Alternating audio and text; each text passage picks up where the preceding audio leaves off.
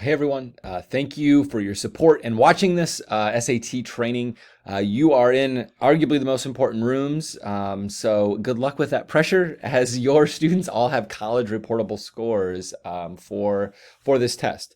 So a couple things that we're going to walk through here today, and then again, if you have any questions, please don't hesitate to reach out to Allison, to me, or to Suzanne prior to test day. During the test, I'll be in the SAT hallway as well as Allison to really answer any of your questions. Things come up. There's only so many things that we can kind of cover. So a few logistics prior to test day or the morning of test day. We'll have coffee in the staff caf. Standard time materials will be in the staff cafeteria, really next door, and this is kind of the east cafeteria or the extension there in the student side. If you're in green, you'll come and get your materials. Special service materials will be up in 2200 with the special service team. Materials should be picked up by at 8:15 at the latest. So that's a little early. That's sort of that may be late for you or that may be early for you. So if you can get here by 8, that would be great, and give your team a little bit more time to get your room set up.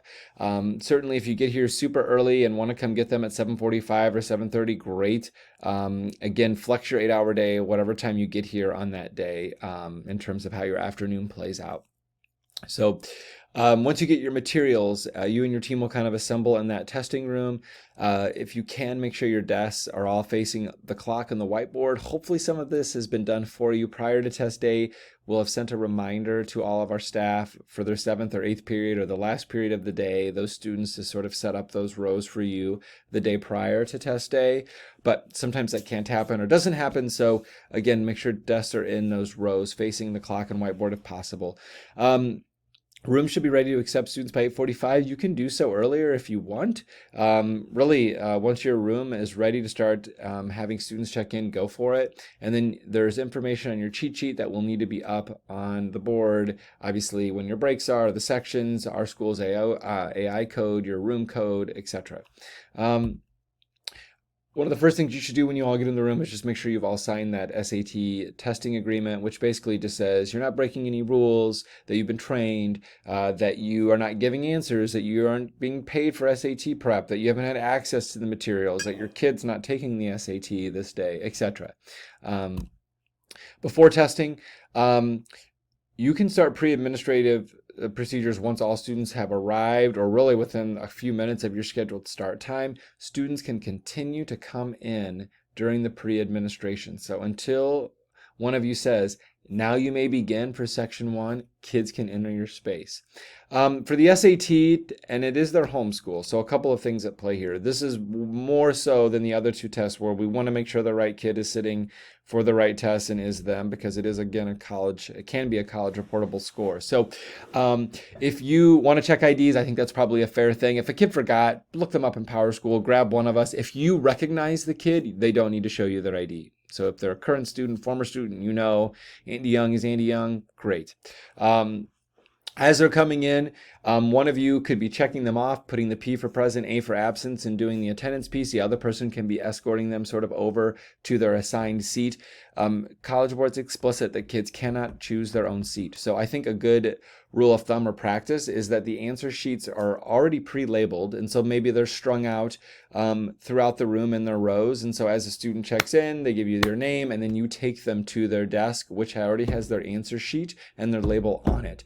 There shouldn't be testing books out yet, but the answer sheet can go ahead and be out. At this time, you're reminding kids to power down their phones, take off their iWatches, anything that can communicate they should not have access to. We're not going to collect them, just make sure they're off. And, maybe it makes sense to put them all up on the whiteboard at the front of the room, so just kids don't have access to them for the next few hours. We've talked about, again, students should not select their own seats. This attendance sheet, we like to reconcile things in the morning. So once you've already taken attendance, either before testing or during that first test, you can give your attendance sheet to me, to Abby, or to Deanne, who is coming back because she loves this day so much to help us. So any one of us can collect that sheet and we'll reconcile attendance. The pre-administrative tasks. So a few things. Yes, they have a label, but yes, they still need to bubble a few fields. That's odd, I know, but that's the way it goes.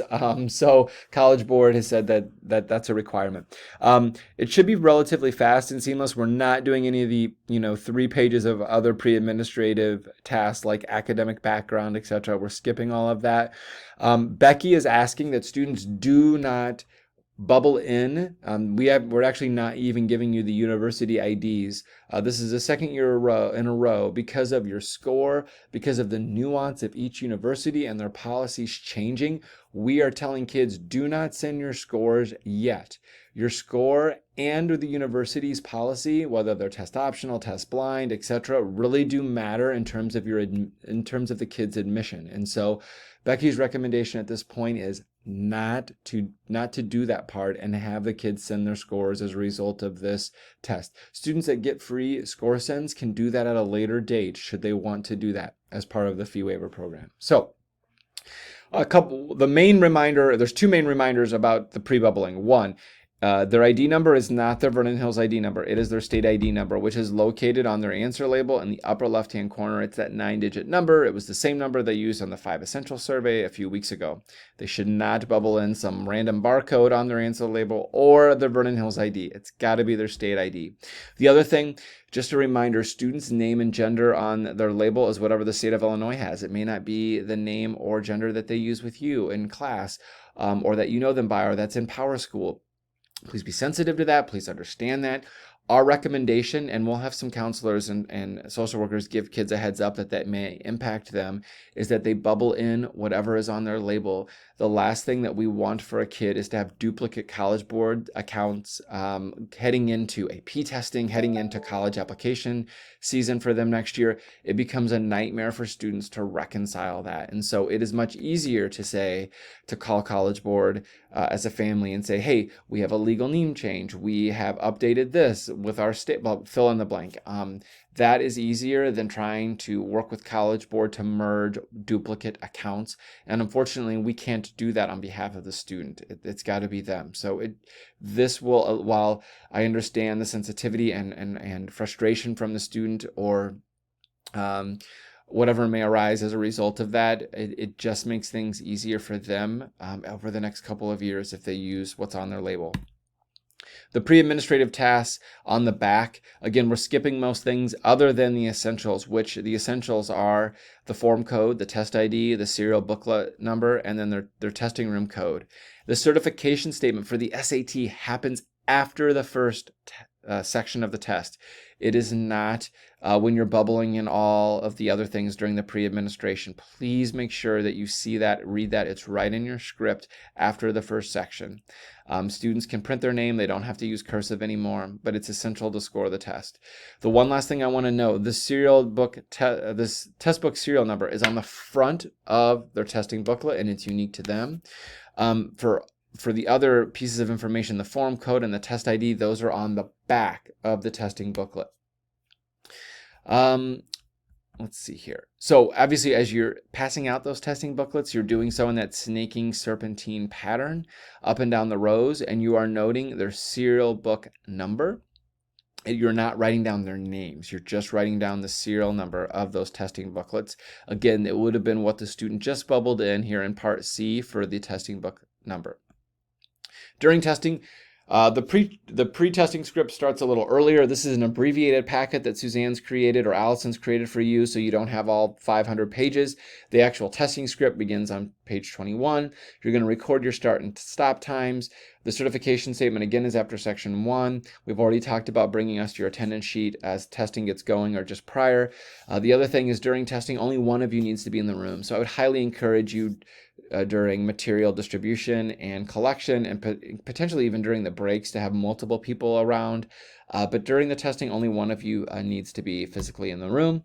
The breaks, please have students keep waters and snacks underneath their desks. During testing, I would encourage kids to eat and drink water outside in the hallway during breaks, just so it's not near their test materials.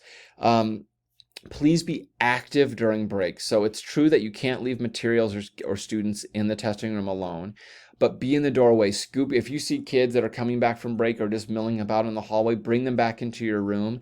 They can talk in your room. They can stand and stretch and do whatever. What happens when we have 50 to 150 kids in the hallway, as you can imagine, it just gets loud, and half of you will still be testing. All of our breaks will be at different points, and it gets so loud when we have lots of students breaking at the same time and talking. And so really encourage kids to grab their snack, do their thing, and get back into your room as soon as possible. Stand in your doorway, bring them back, help us navigate the hallways to the best degree that you can, and we'll go from there.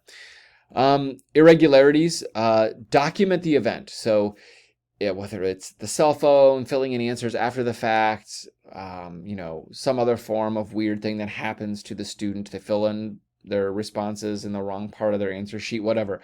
Document what you said, when you said it, the duration of what occurred, and what the student's response was, and have them continue testing.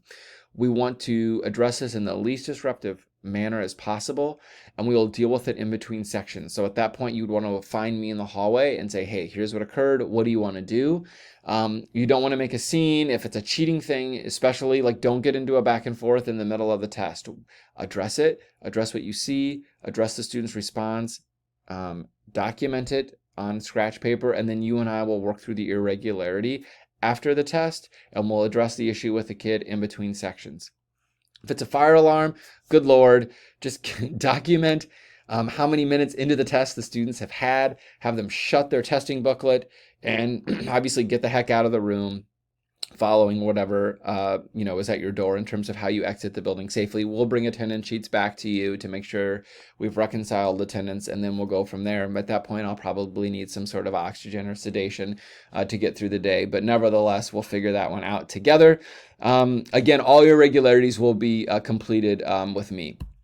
After testing, it helps set up Suzanne and Allison and I when we reconcile things, if you're as organized as possible, and that includes everything being completed. So unfortunately for the school day stuff, we do have this fun materials reconciliation form that needs to be filled out. That includes the number of things used and the serial numbers used. So that should obviously match your pile of separated used materials. We would like for you to separate used and unused materials, answer sheets, testing booklets, essays, the whole 9 yards. Of course, your completed seating chart with updated and accurate serial numbers, not names, is super essential. You've signed the staff agreement. And again, this is completely filled out when you bring it down to us. That will make check-in much smoother and faster. The last thing we want to do when you want to get out of here at 1:30 or 2 and be done with this test and move on for your day is have you come in and sit down with us and have to go back through and figure out your seating chart or fill this out.